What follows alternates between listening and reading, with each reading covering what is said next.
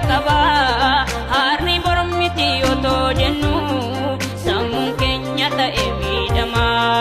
maaf turte bubbulte waaqayyo kan nu eeggannu osumada ati nu jala callimnaani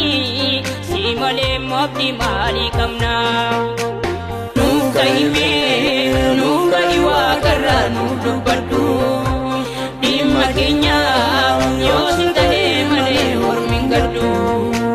nu kaime nu kai waaqarra nu dubbadhu dhimma keenya yoo sin ta'e malee hormin gaddu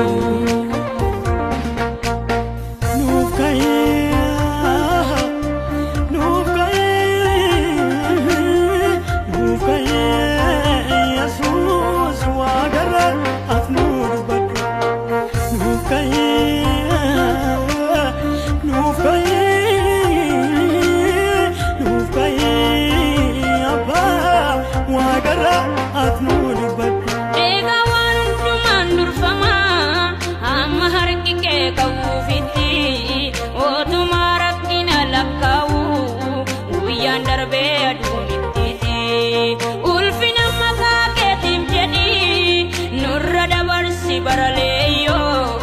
muddamni unurra dheerate maalo jechana finkaawayyo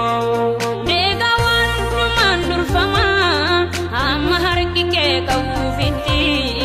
otumaa rakkina lakkaa'u guyyaan darbee aduunittiti ulfina maqaa keetiif jedhi nurra dabarsi baraleyo muddamni unurra dheerate maalo jechana finkaawayyo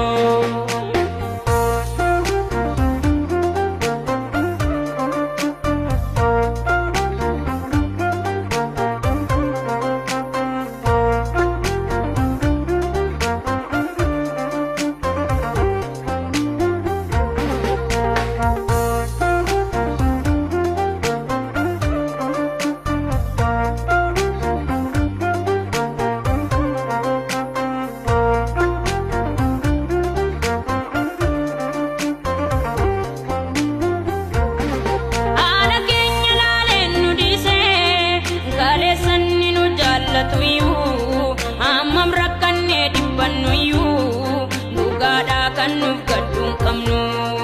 laafona iddoomtuun jirretti kan nageessu iyya daa'ima maaloo yesuus meenuu birmadhu har'a soositti yachaa jirra haala keenya laaleen nu dhiise kaleessanni nu jaallatuyyuu ammam rakkanne dhibbannuyyuu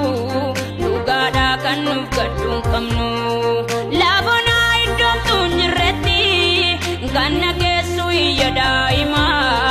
maaloo yesuus meenuu birmadhu har'a soositti yachaa jirra laafona iddoomtuun jirretti